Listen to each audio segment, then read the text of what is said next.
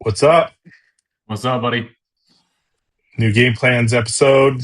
Excited to talk to you again about a bunch of different topics. Yeah, we got a good one. Yeah, first week of March Madness. You excited for that at all? Yeah, no, it'll be good. I have not filled out a bracket. I've watched next to zero um, college basketball this year, which probably means it'll be the best bracket that I've filled out in the last 10 years. Yeah, same. I've been to a couple Buckeyes games, but and watched Duke UNC went maybe once or twice, but that's the extent of it. So Yeah, it'll be uh, interesting. I've not followed literally at all. I've watched next to no college basketball, which is wild for me growing up as a basketball player. It's I don't even. I mean, I used to be a huge NBA guy, and I don't even watch that anymore. it's hard for me to follow NBA with my Bulls sucking for so long.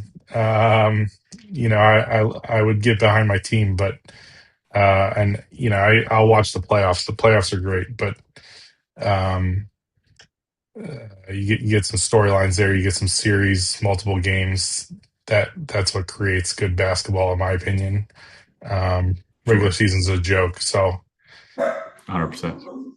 today we're going to talk a little bit about. We're going to touch on affordability. We're going to touch on a little bit of March Madness sports. What we are following a little bit, and then the meat and bones of it. We're going to talk AI automation. I'm going to show some cool things that I've been working on. Talk about what you are working on with or seeing with AI in the mortgage industry, and then we'll get into the main topic, which is work-life balance versus work-life harmony, and sort of talk about our perspectives on that. So, how we manage it through our daily life. I'm excited. Um, That'll be good stuff. all right. Well, briefly wanted to talk first off about what we're seeing in the industry. We're going into spring market. Uh, I've seen a ton of activity in the last week and a half. The floodgates have opened up a bit. A lot of bidding wars sort of happened on throughout listings on our team, buyers we've been working with, and nationally, we're at a place where mortgage rates have come down. Let's say plus or Have come down. minus, yeah, plus or minus six, yeah. um, and nationally, we're seeing affordability the best it's been since 2022. So, um, excited about that. Obviously, uh, rates have improved. That's great for consumers. Home prices locally haven't adjusted um, downward to make it more affordable. It's really been the story's been rates. 100%. Um, but It's Columbus obviously the biggest is, question everybody's had, right? Like, what's rates? What are rates going to do? What do you think they're going to do? What's your opinion on what they're going to do? And it's certainly been a topic of discussion, that's for sure. yeah. Where's your crystal ball, Steve? I don't have one. If I did, I wouldn't be shooting this podcast. I wouldn't be selling loans. I'd be on an island somewhere. But I had this conversation with someone last night, and I just told them, like, you've got so much going on and so much volatility. One in the market, and a lot of that influenced on the global scale. We had the whole, Iran stuff going on, and that hasn't been particularly kind to rates. But you're starting to even see those, even though they jumped. I mean, honestly, they jumped about a half a point within a week's time, and even Wow. those have started to kind of ease off a little bit, anyways. Um, so I have a feeling we're going to be in this kind of channel where something happens, they kind of kick up a little bit. These high fives, the low sixes, and I just kind of think that's where we're going to be um, as things move forward. People will ask like, "Hey, do you think rates are going to come down?" I think you and I talked about this the other day on the phone, and I think it's like you. I make people define for me what come down actually means, because my definition of come down would be like 5.5. I think a lot of Meaningful people move. Yeah. think that, hey, do you think these are going to get into the fours? And no, I personally don't. I would love to be wrong, but I think we would need some kind of catastrophic market event to force rates there, which I don't know that that would be good for anybody.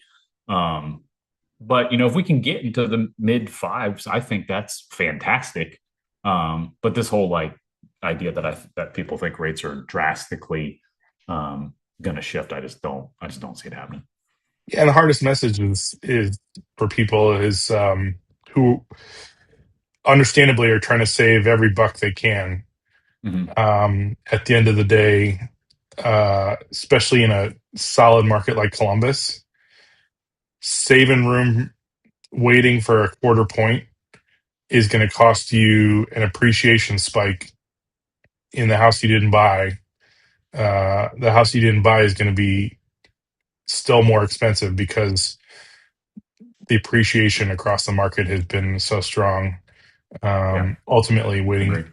for that little bump is not going to do you any favors. So that's the hardest message to relay to people um, as we go year over year, and the ones that are just so focused on that one thing are losing money, leaving money on the table, leaving See it every opportunity day. for appreciation. Yeah, yep, You can speak to it just as much as I can. yeah. So uh, you know, we'll move on from the affordability topic into sports a little bit. Are you following any sports at all? Or are you just Golf. grinding That's the only thing golf? I watch anymore is golf, which is odd because it's like the most time consuming thing to watch. But like, I mean, you and I know this, and most people who know me know this. Like, I grew up, I played basketball. I was the biggest basketball fiend on the planet. I carried my basketball everywhere. In college, I dribbled the basketball to class. That's not a joke. I literally took a basketball to class with me. Um, so the fact that I don't really watch any basketball anymore is just kind of wild for me to say. But golf has really been it, which the players was this weekend, which was a great watch. I don't know if you watched any of it. I did. It was Down the stretch good. Sunday was amazing. Yeah, I have a Leaderboard change. I have a quick question. Did you name your ball? Did I Did you have name my ball? your basketball? No, no. And I don't know if this is I'm gonna say it anyway. I don't know if it's appropriate for the podcast. I remember particularly college, I don't know what year it was. I don't know that there's a Um, filter here. I it was the middle of the day. I had a girl come to Hmm. my room. Um, and we're hanging out, whatever, and I had a basketball sitting on my bed. She goes, why is this in your bed? And I was like, I sleep with that. She just looked at me. needless, needless to say, that didn't end how I wanted it to. But no, I didn't I didn't name my ball. I went through them so often that I literally would wear the tread off of one, at least one a year, like to the point where it was like smooth. Yeah, Um, Anybody who grew up playing hooping at a park always knew the basketball that was supposed to be indoor, that you used outdoor, and you wore it to like where it was like cloth. By the end of a summer, all my basketballs looked like that. I always named mine after players that I was following at the time. But no, I didn't I name my had ball. Jordan, I had Shaq, I had uh, all those, and I just named it. Uh, my dad played college ball, and he always named his ball Lucille. He's like, "This is your girlfriend, Lucille." He goes, I always had my girlfriend Lucille around with me all the time. I would dribble it up and down the street, same as you. I mean, he grew up. Uh, he was his job. His basically thing was he was allowed to dribble it to and from school, whatever, but he's only allowed to dribble with his left hand. He was right-handed, and he was only allowed to dribble with his left hand as he went, and so he was ambidextrous. Um, and it was great practice for him. I was obsessed with all of it. I used to brush my teeth with my left hand just to Hmm. get better at using my left hand. I would do all kinds of stuff with my left hand on purpose, and people were like, "What are you doing?" And I'm using my left hand on purpose. But So back to the players, it was good to see Kepka back too. Oh yeah, big Kepka fan. And he Yeah, me played his too. way into contention down the stretch. It was awesome down the stretch. You got guys hitting the ball in the water and the lead, dropping shots, leaderboard changing. Cam Young just nuking a drive on 18 with the tourney on the line. I don't know if you saw his comments after. Nah, They asked him like, "Hey, what were you thinking going into 18?" He said that he like, I don't know if he looked at his caddy or whatever. And he's like, "I just said I'm going to hit the best drive of my life right here," which he just did. He just hit a 375-yard drive on 18 with water in the tournament on the line, which is if anybody plays golf that takes a serious set of cojones just to even attempt to do that with the tourney on line, which was awesome to watch. yeah, Um, I got my boys watching a little bit of golf. They're um, getting excited about it on watch it on Sundays, um, and just turn it on the background while we're doing other things. And Beckett's definitely starting to follow it a little bit more. Has his favorite sure. golfers. Um, I'm watching Formula One. I'm watching soccer. Uh, this time of year, aside from March Madness, um, those are my two main follows. We're getting into cruise season. Um, Are you a took big crew Beckett, fan? yeah, took Beckett to a crew game with his buddy and his buddy's dad. Had a good time, but crew are rough start. Um, and then Formula One, we watch it. We watch it in the mornings on the weekends. Because it's over During in Europe, right? Majority of well, the time. it's all over. Like first race was in Australia a couple weeks ago. This past weekend was in China. Then it's in Okay. Japan. The this past weekend it was 3:30 in the morning race, um, uh, local time. Sorry, here. Yeah. But we basically it's recorded. Turning it on in the morning is reading breakfast and hanging out.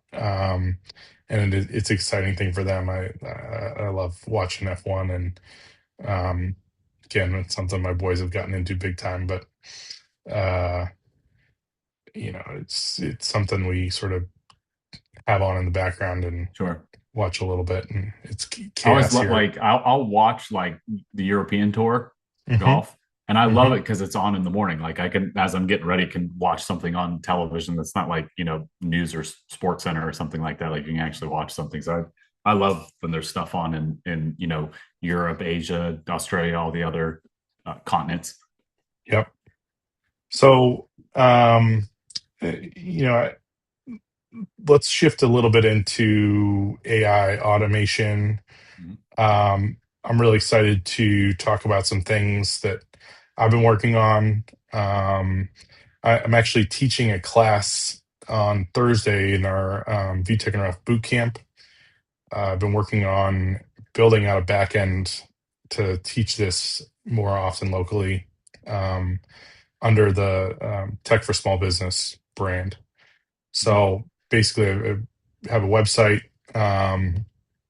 I built out uh, tons of prompt sheets for realtors, small business owners, and the goal is to build out collateral and be able to teach this to agents who are having trouble understanding uh, AI, how to use it, how to implement it in their business, as well as small business owners.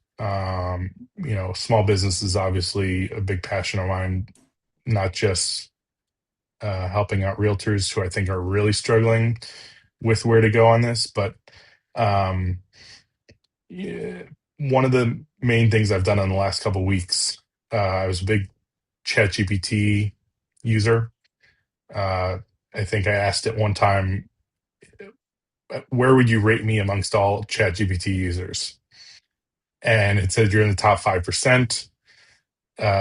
You have, it basically That's broke it all hilarious. down. But I just ask it, like, I compared don't to know if you other should be proud people, of that or not. yeah, exactly.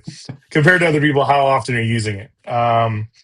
But uh, one of the main things that I use it for is not like necessarily writing listing descriptions,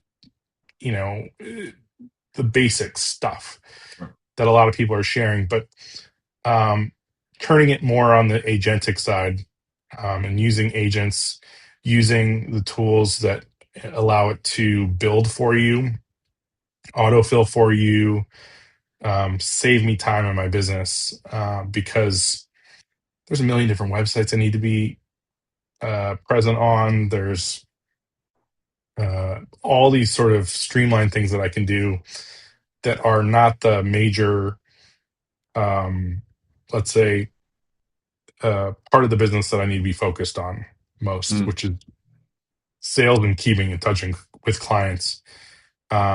And so anything I can do to expand the speed at which I do things, the consistency at which I do things, and um, as I've worked with ChatGPT, ChatGPT is great, but I started using Claude, and Claude is, I'll give you some statistics here.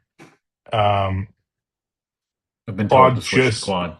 yeah, Claude just passed ChatGPT in US downloads.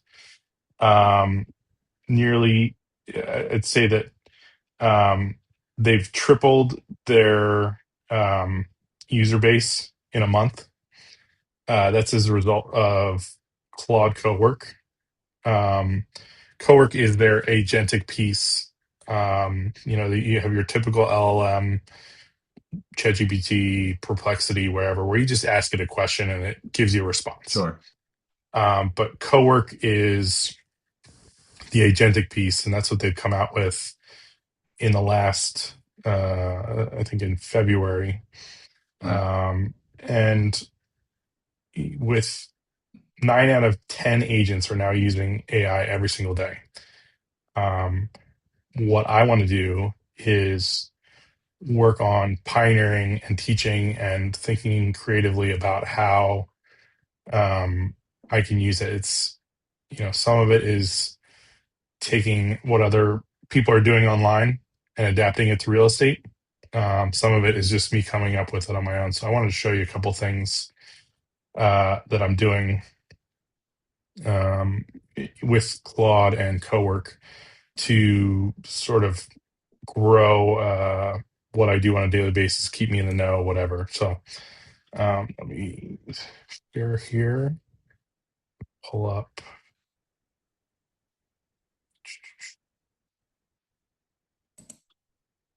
Okay, so I'm going to pull up Claude here. So Claude Cowork is, you have your chat here, which is your typical LLM layout, and you're going to say, okay, well, what am I? Um, what am I going to ask? Is it a typical, hey, write me a property description, whatever. Sure. Well, now I'm going to, let's see, can you see my screen now? I can. Okay. So you have your chat here. What I love about Claude is ChatGPT teaches you, uh, or learns from you over time by asking questions, and it just gets progressively smarter and understand what you want. The Sure. way I describe that is like your buddy who you talk to all the time, learning more and more about you to ask you better questions and answer you better as it pertains to you Sure. and the way you think. That makes sense.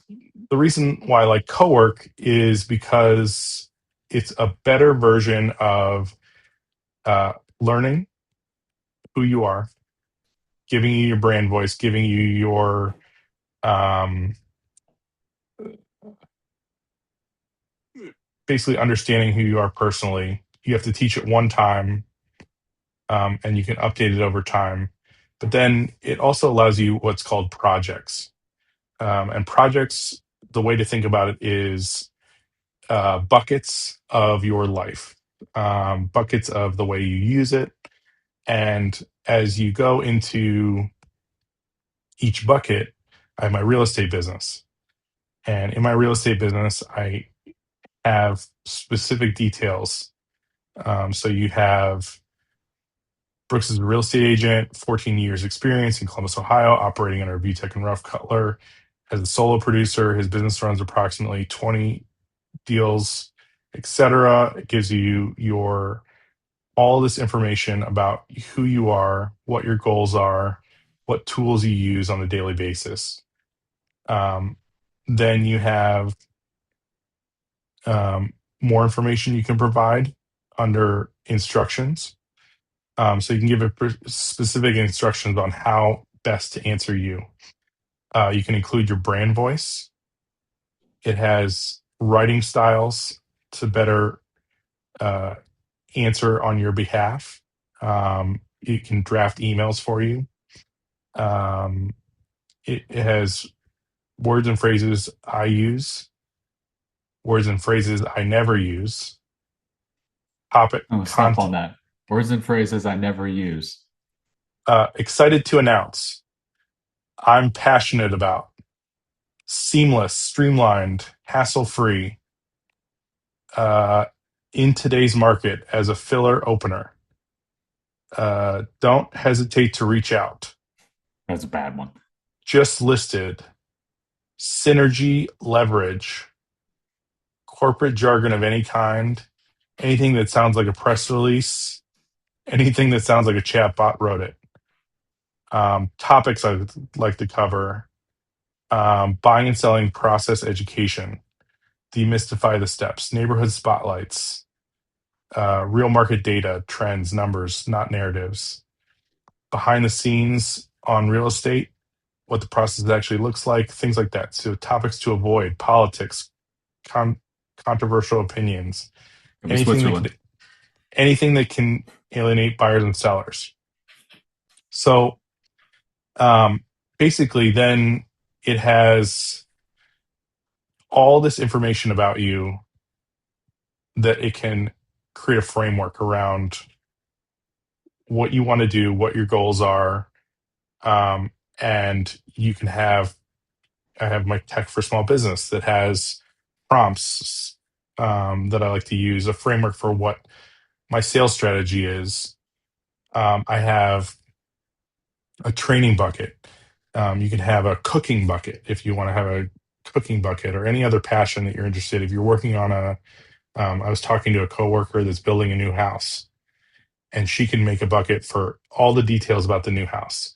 And whereas ChatGPT would take that and more often it would confuse all the pieces of your life and sort of integrate pieces from each. This allows you to segregate it all You and kind of focus, compartmentalize it. compartmentalize it, and um, make it understand you a little bit better and what your needs are for that specific part of your life.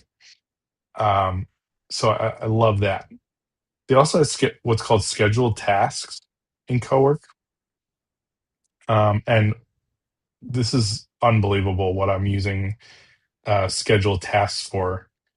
The I have daily, weekly, uh, biweekly, and monthly um, emails. It's drafting them for me. These amazing emails that I'll show you in a second.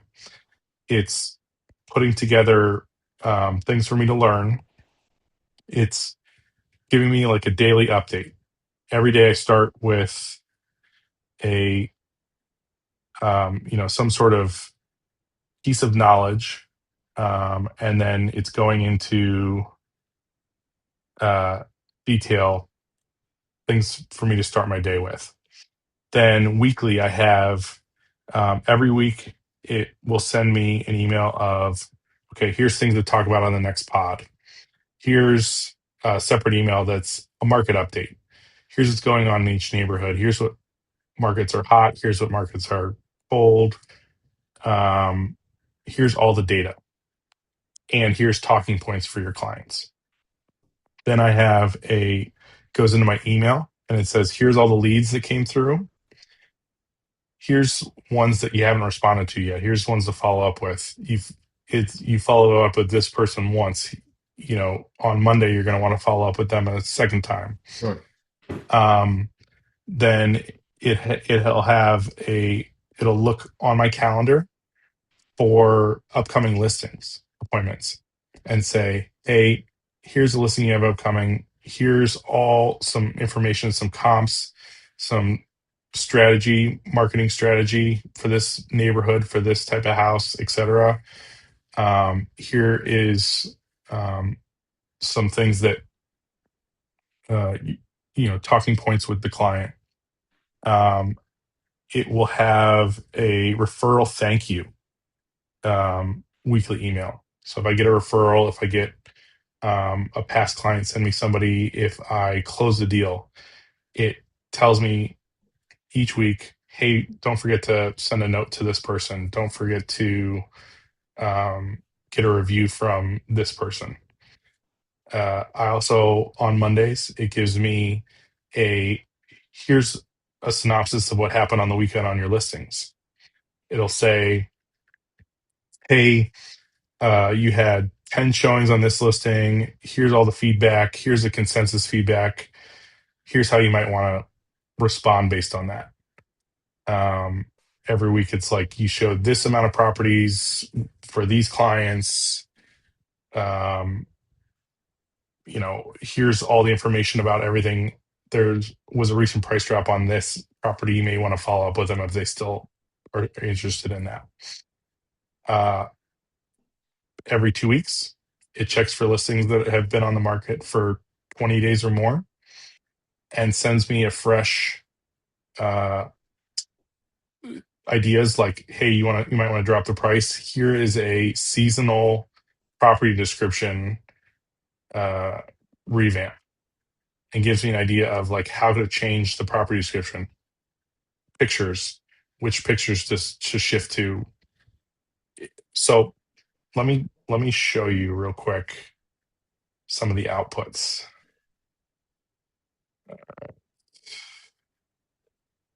So this is in my email, and here is drafts that it sends to. It automatically sends it to drafts. It's not going to send an email for you, but it creates this log in your drafts so that you could forward it to somebody if you wanted to. You could just cut and paste parts of it and put it in a newsletter. You could plug it back into Claude and adapt it for a different use case. But this is my morning real estate briefing. Every morning I get an email in my drafts that says new listings, Columbus Metro. Here's the amount of listings that are on the market. Year over year, we're up 7.4%. Your target neighborhoods, it gives me some information about what's going on in my target neighborhoods, what price reductions are doing overall in the market, any trends there, pending sales trends, mortgage rates. Every day, I get an update on approximate mortgage rates. And then local news. It's going to give me local news to talk about, so that I'm in the know with my clients on what's going on around Columbus. And then it's giving me a takeaway at the bottom. Rates jumped this week, but remain well below last year.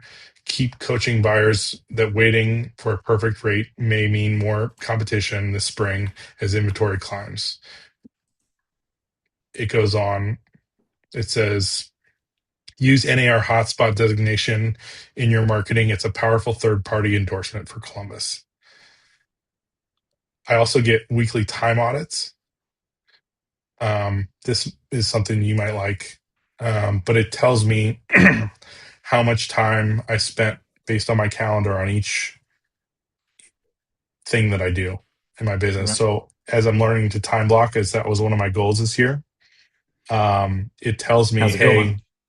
it's going well. It's going better. This is one of the things that I implemented to sort of monitor it and keep track of it. I'm getting much better at it, and this is one of the ways. But it tells what percentage. 33% of my time was client facing, doing appointments. Admin was 35% of my work. Content and marketing was 22% of my work, and it breaks it down. Business development was 11%. And then family and personal, anything on my calendar, it's breaking down how I use it.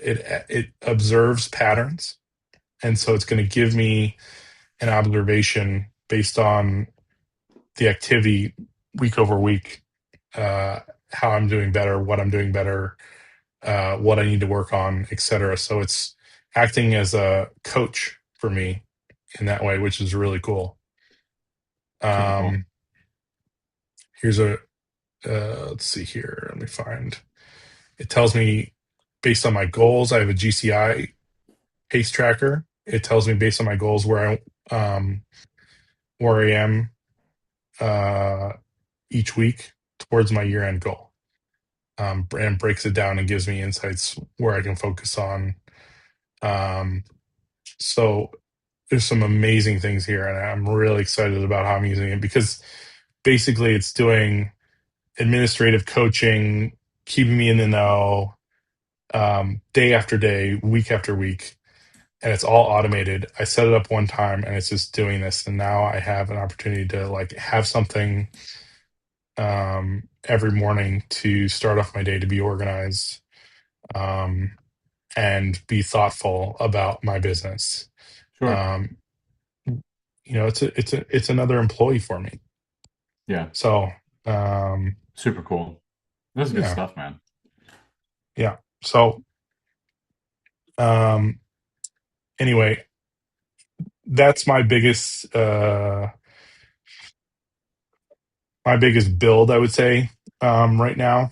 I'm excited about Claude and what the different use cases are, and continue to share stuff over time as I build it out.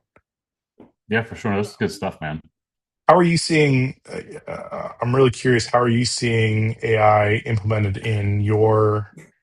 um, in your In my business? field, What does that look like in mortgages? well, first, nobody's really doing anything to the level that you're doing. And I think you're seeing it most with basic stuff, right? Like automating scripts and captions for socials and things like that. And I think most people are still in the mind frame of just using it kind of as like a Google, right?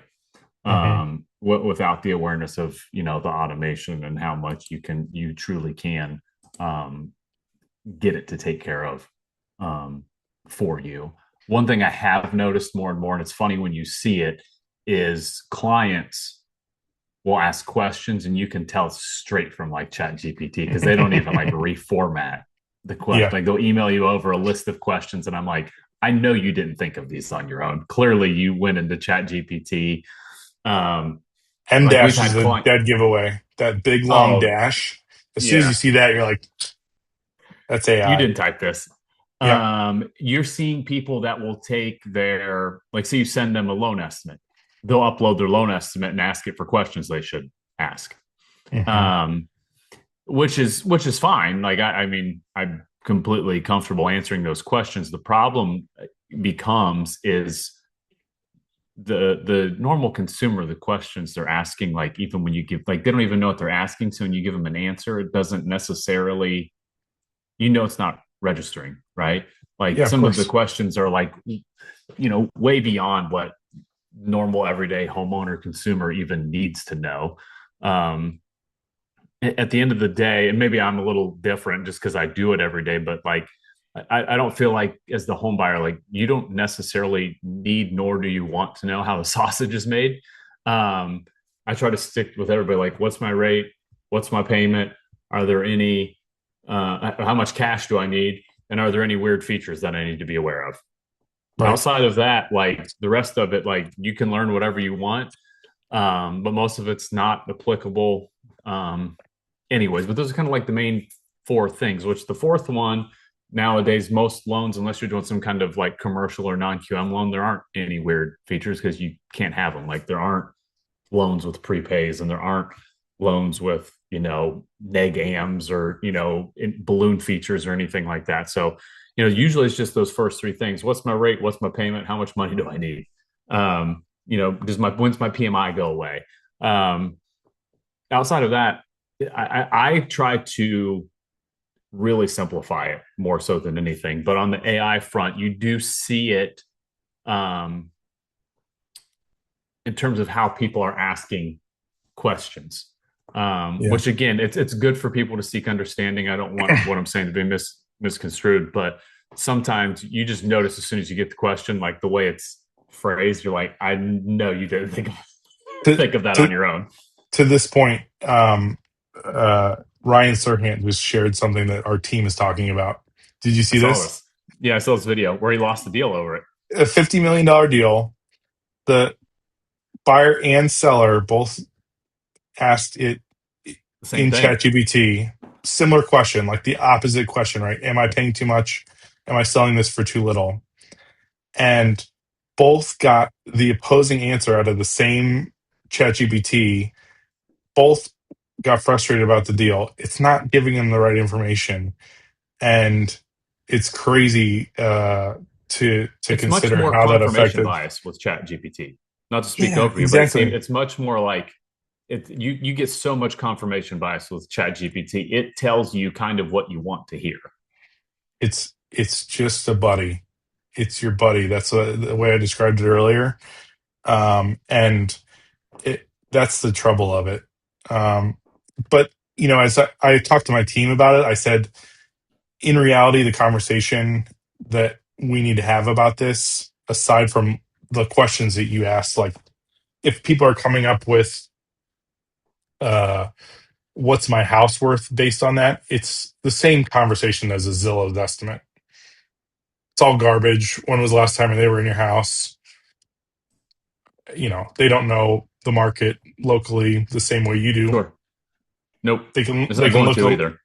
exactly.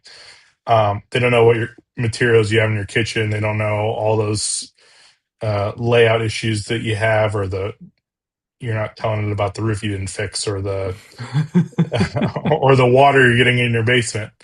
Yeah, for sure. Um, and so, really, that's where the final piece of the puzzle is having an agent or a lender involved, is guiding them through that piece, and gives me a lot of encouragement that our business is not going away. It's the people that are going to use AI, that uh, the agents are going to use AI and know how it's being used, know how the Sure. consumer is going to use it, that are going to be able to educate people the right way. And Right. um, our job isn't going away anytime soon based on that.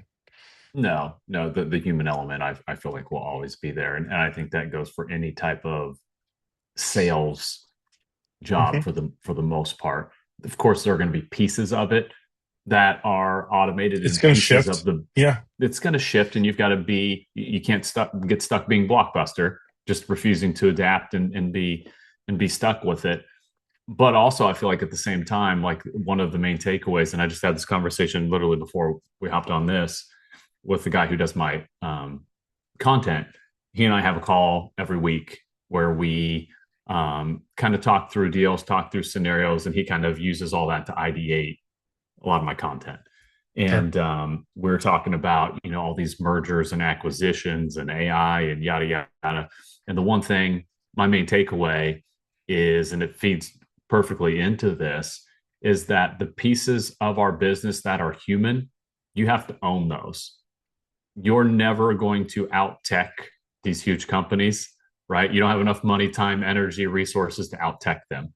You've got to adopt what you can, automate what you can, and you've got to lean heavily into those pieces that make you unique from the Hmm. AI, the Hmm. past client touches, the person to person interactions. Like you really have to lean into that because it's going to get easier and easier for your past clients to get access to things that they couldn't before. They had to come to you.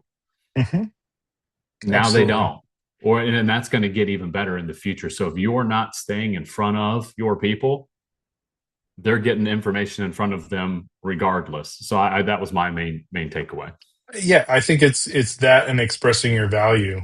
Um, the value that you do have, the knowledge that you do have, the on the ground access, and the relationships that you have, Mm-hmm. um, are your value. And so, putting that in writing, in video, in a message to your people 100%. is what's going to keep you connected. Totally. And understanding that you're also creating trust there. There is always going to be a level of um, trust in a human being beyond a computer. We may 100%. be we may be trusting ChatGPT a little bit more as it improves, but Sure. um, there's a gap there that will always exist. It's that human connection. And that is something that will never go away. You just, as a business professional, got to lean into it. Hmm. I feel like the more things get driven to a tech space, your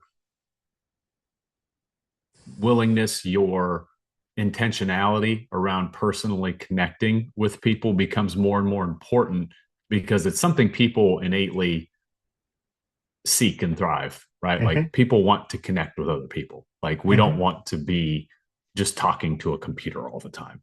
That's right. Again, while it's important to automate and implement all these things into your business, it's very, very important to connect with people, even more so as things become more tech driven, because in other areas of their life, people are getting less and less of it.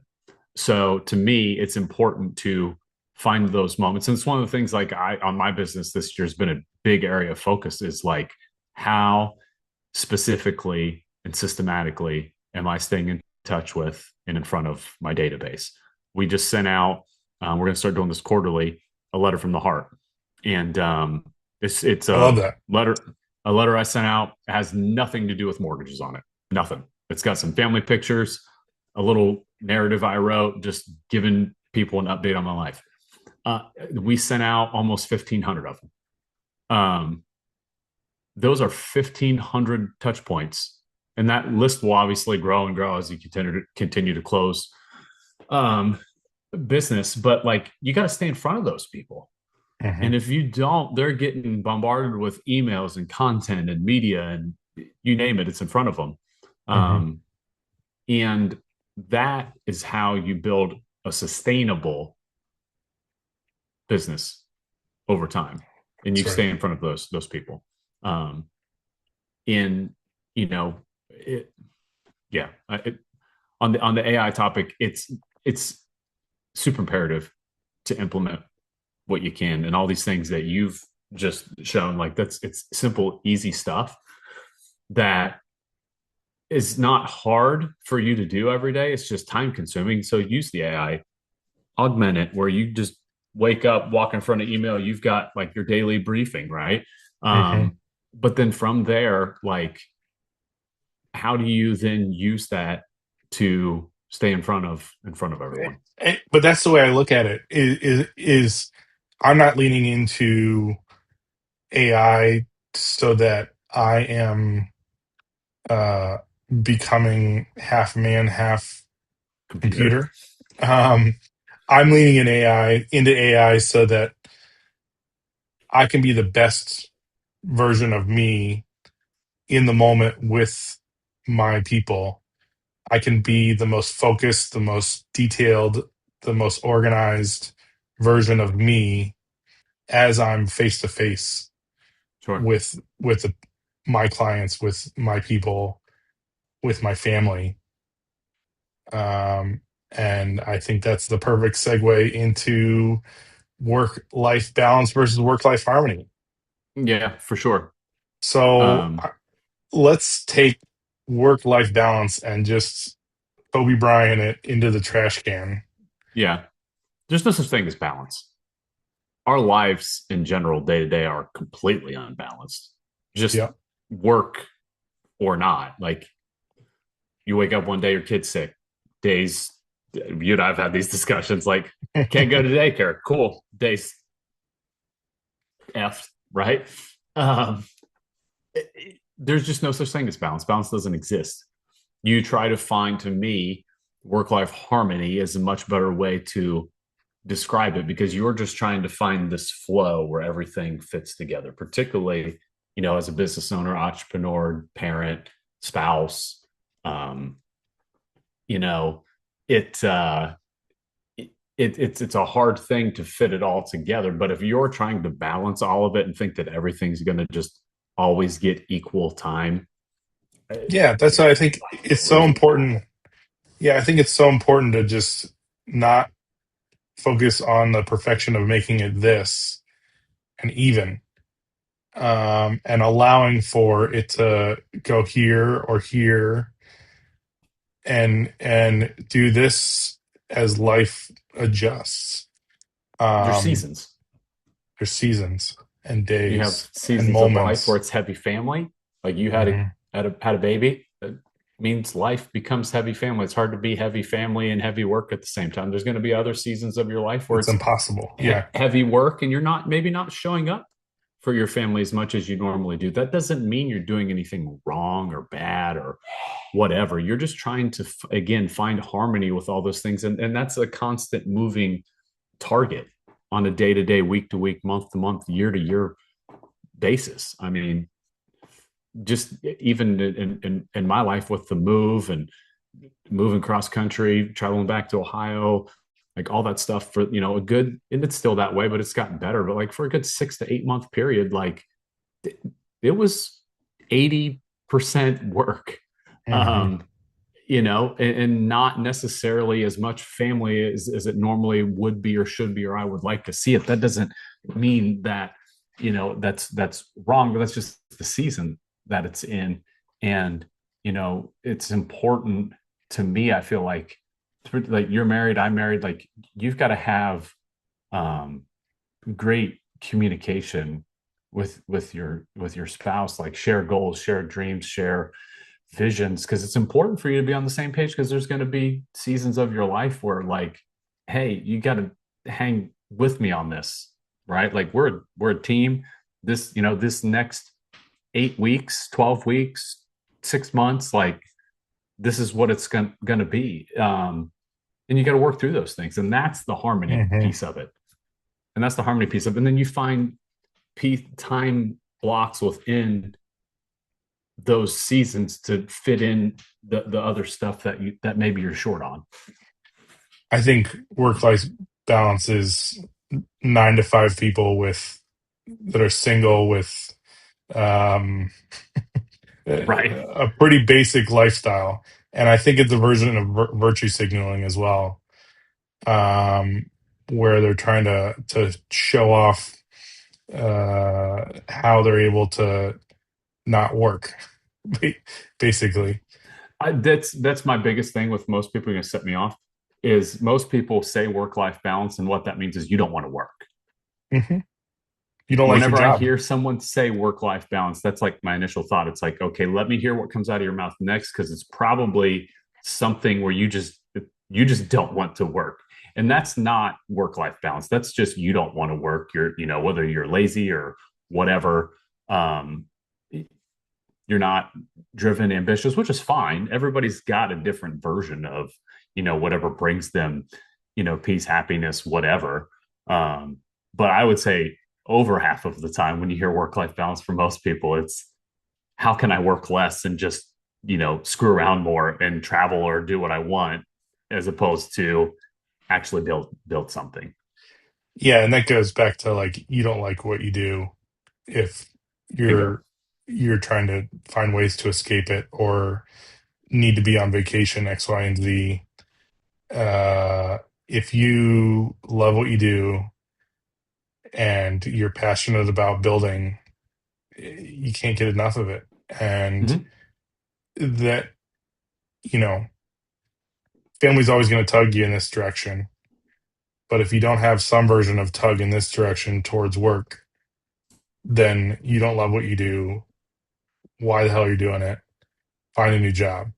If you got to go in an interview and your number one priority is to find out how much work life balance is, you're applying for the wrong job. No kidding. No kidding. Like, and to me, and that, not to get off track, because I want to stick on the work life harmony topic. Like with work, you've got to find something you like to do. And I know that's like a very cliched thing to say, but I feel like most people take that the wrong way as well. Like if you're not doing what you want, do something else. And people are like, well, it's Hmm. easier said than done. No, it's not. It's easy. Just do what you want to do. Like, especially it's 2026. Like, you can make money doing anything. It's You just whether or can. not you want to put in the work that is required to do it. And you might have to suck it for a while to get where you ultimately want to get. And people won't go through that. They want the shortcut. Hmm. They want to, okay, well, this is what I really want to do. How do I shortcut my way to here financially or whatever? Um, and they're not willing to go through, like, you don't get to skip straight to mastery. And we just recently read a book, 10x is easier than 2x by Ben Hardy, and it's an awesome book. But there's in here that it talks about mastery, and we also read Atomic Habits, and he talks about mastery, and you don't get to skip. People want to skip straight to the mastery level, That's right. and this is where the growth is. And people refuse to do what they want to do, and will just do what they know because they don't want to go through this part, Hmm. because this part is where the work-life harmony goes out the window, Yeah, or where and it becomes tough. right, and you got to find a way to enjoy it. Um, it's kind of like I describe it like soccer a little bit because um, soccer is something that most of the beginning part of my life I was not interested in all. I thought it was stupid. I didn't get it. It was boring. You get two or three goals a game, maybe you have 0-0 ties. What the hell is that?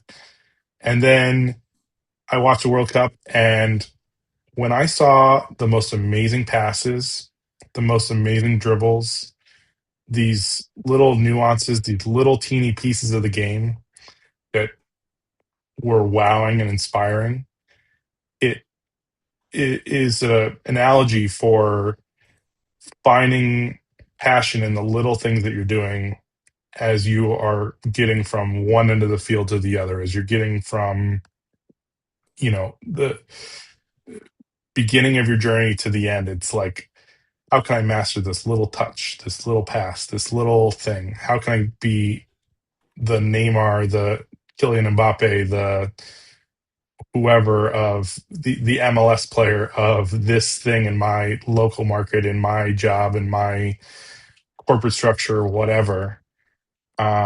It's about finding passion in those little pieces that's going to make you better. And um, I know for me, real estate is a piece of that. Teaching technology is part of that. Um, I've always been really eager to dive in and learn more. And um, for you, I think business building is I love it. a big piece of that. It's just, for me, I just like building something in general, not necessarily like physically. Um, but that process, and that's the thing with all of this, right? We always kind of relate things back to business. Like, you've heard the old saying of, like, you've got to kind of fall in love with the process. Like, that's the win, right? Hmm. And I had this conversation with somebody recently, and you've got to not be measuring yourself against some future vision that you've got of yourself like that. Because what will happen is you'll just always move that field goal post on yourself. Like, I get here, well, and this isn't good enough anymore, so I'm just going to move the goal post. Like, you've got to constantly just be judging yourself in reverse, meaning, like, where have I come? How far have I come? And that's when you kind of start to enjoy the process or the evolution of whatever it is that you're becoming or doing or trying to accomplish from a professional standpoint, because you're never going to get there, because once you do, you're just going to come up with something else. At least that's for me. Like, I just being vulnerable, like, I am awful at celebrating wins. I suck at it. Like, it's because as soon as I accomplish something, to me that just becomes the new benchmark. Right. Like, that's just the minimum standard now.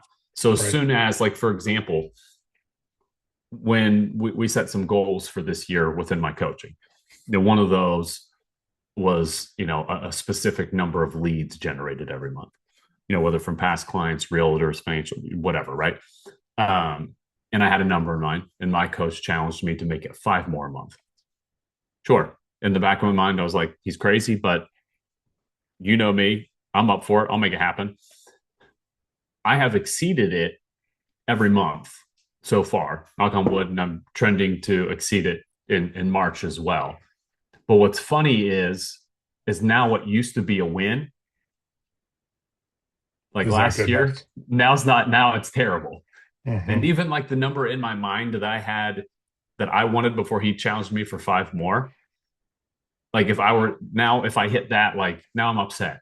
Where before that would be a win. But I say all that to say, like, that's what happens when and that's why it's important to always be kind of measuring yourself in reverse, because you're just going to, once you hit there, then it's like, oh, okay, what's this what I do all the time now? That's And then right. all of a sudden it's not enough anymore. That's right. But, when you set the goals high, all of a sudden you start looking for the opportunities more and more, right? You focus on making each deal count, each referral count, each whatever count, because you're looking for that extra five. This made me think of that. Do you remember Kobe's retirement speech when he's like, at one point he's speaking. I can't remember if it was Shaq or whoever, but he was Oh, in front of a big crowd, and he's like, the 6 championships or 5 championships, whatever he had. He's like, the 5 championships, that's not the win. The rings on the finger, that's not the win. It's the hard days in the gym. It's the mornings you wake up and you're the first one in there shooting by it's true. yourself. That's the win. I, I'll drop it in. I'll put it in the comments on the YouTube. on the YouTube. But I that's a don't know great. exactly the clip you're talking about. It's true. I saw, I remember who it was, like Barry Sanders. This was just very, very recently, this past week, commented on something saying the same thing. Oh, I don't know if you saw this recently. It was a video after one of the rounds. Scotty Scheffler's on the range practicing pouring down rain, like for hours. Mhm. He's out there just hitting balls, and it's like torrential downpour. I guess he was out there for like 2 hours just practicing in the rain. Only person out there. And Barry Sanders, is a video, and Barry Sanders commented on it, and he's like, "Those are the moments that you remember." Like, Mhm. and I think back to even like when I was, was trying to play basketball. We beat our rival when they were state ranked in high school, and like all these other moments and all these things, and you kind of vaguely remember them. But what I remember more so is like the moments like I'm dribbling up and down a gravel road with cattle gloves on doing ball handling. I remember all those very vividly. Or like in college after I had knee surgery and I'd go from rehab to the gym and I'm like on one leg, like doing drills and stuff. Like that's the stuff that you actually remember. You remember the work, Yeah. at least for me. And to relate that back into like a work-life harmony, you don't you'll remember all those moments of growth that you made at work that then you will over like these big wins or whatever. You're going to remember the late nights. You're going to remember the early mornings. You're going to remember, kids sleeping on your chest because they got a fever and they're sick. Like you'll remember all that stuff. You're not going to, remember all all these hallmark moments that everybody thinks that like everybody thinks that's the win, and it's not. What's the hardest part for you when it relates to your daily, weekly harmony? I mean, let's set aside Give myself the grace yeah. because I'm not always good at like I'm guilty of it. Like I am just wired to divert to work, Mhm. right? And so like just I'm not always the best at showing up for um maybe my family like I should, because I'll always like I not divert, but I tend to prioritize work a little more than I should. So like taking the moments to turn it off, which I've gotten way better at. And now that I've got, my team built out, that's certainly helped. And they were rock stars. Like even like last week when we were gone, like, one afternoon, everything was just handled. There was nothing I needed to do. Emails were all responded, answered to, deals like in part of that in the business development side of things is like investing the money and hiring the people and just and doing it the right way, because people will look at it as a cost, but like actually invest in your business, put the pieces in place, put the people in place, and let them do their job. Mm-hmm. Mm-hmm. How about you? I think for me, I'm in my business. I see, you know, the way I've always looked at it is, and one of the reasons why I'm in real estate is I feel like the more you put in, the more you get out of it. And so in that, I see abundance. I see abundance of opportunities, abundance of wins, abundance of deals, always, no matter what.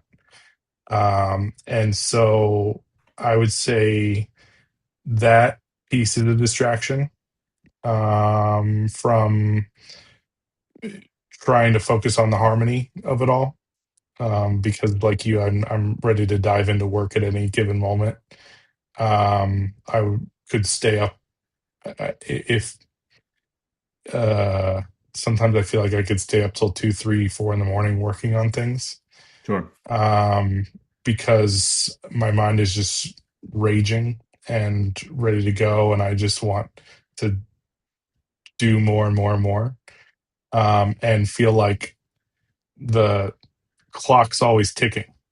Um, and the other piece I think that I would say that I struggle with is uh, I have always been sort of someone who values being prompt, being on time, being a quick responder to things. And as you are harmonizing family and everything, I think that balancing like being present versus answering something from a client or a deal or whatever. My business naturally creates a sense of urgency because of timelines, because of writing offers and all of those things. There's Mm-hmm. naturally a sense of urgency there, which is fine. And I embrace that a lot, but I struggle with, I get anxiety over being late to a restaurant Reservation. reservation. And so for me, and I'm always trying to be early to every appointment.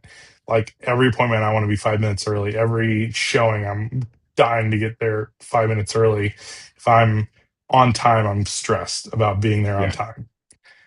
And so for me, it's like uh, that just translates into anxiety while I'm trying to be present.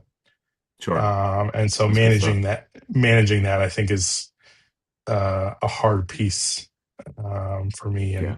putting down the phone and um, dealing with that, I think is hard, but something I need to focus on a daily basis Sure. to be the best that I can be at it. No, that's good stuff, man. I try to tell people when I, either coach or help them or whatever, is everything is important, but not everything is urgent. And like deciphering the difference between important and urgent will free up a lot of time for yourself. Because Mhm. when you're wired a certain way, like you and I are, it's easy to drop everything into the urgent bucket when in reality, there's actually very few things that should go in the urgent bucket when it comes to business. Of course, there are scenarios, but for the most part, everything is not like dire need. I need this right now, right this second. I need you to answer in 30 seconds or everything is off, right? Like those situations happen. But I feel like as professionals, sometimes we exacerbate those to be way more than what they are, what they should be. And I feel like what's more important is you setting clear expectations with people. Hey, this is what I got going on. This is when I'm going to follow up. I'll get back to you in 45 minutes. I'll get back to you in an hour. And as long as you set expectations and follow up, for the most part, everybody's happy. Mhm. Speaking And of that's speaking of this, I want to give a shout out to you for uh, an urgent moment that we worked on over the weekend. We were working on a deal, mutual clients. You were on vacation.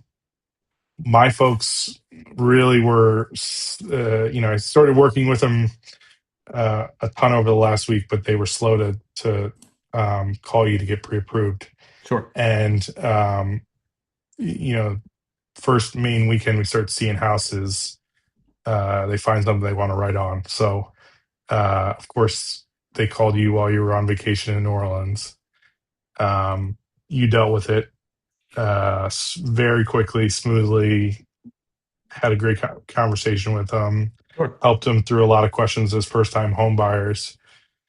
We were in a time crunch, sort of me educating them to their first offer and getting an offer put together and submitted by 6 p.m. on Sunday. And everything couldn't have gone more smoothly there, in spite of us getting the offer to them at 5 p.m. for a 6 p.m. deadline. Sure. It was something where I know that my clients felt really comfortable, educated on both sides of the lending side and the Sure. home buying side, and it's great teamwork by us. So I appreciate you. And For sure, man. Likewise. It was awesome to have that sense of urgency and getting stuff done and helping me out while I know you were busy doing other things. So I appreciate you. Man. That's probably a good that's probably a good wrap up point, don't you think? Yeah, absolutely. Until next time. For sure. No, this is good stuff, man. I appreciate all that you had to share with AI. Yeah. I'll talk to you soon. Yeah, buddy. All right. See you.